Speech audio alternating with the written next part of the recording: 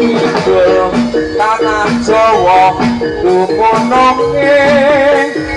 ana segara kang nyata gedhe ombake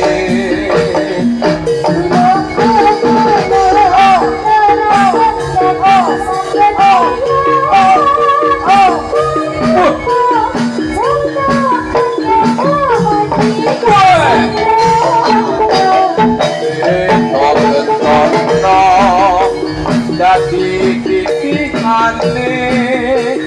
Pasurya Dewa ora ana tandinge katon sumunan uga nyang samake raka dewa bisa nyeksèkaké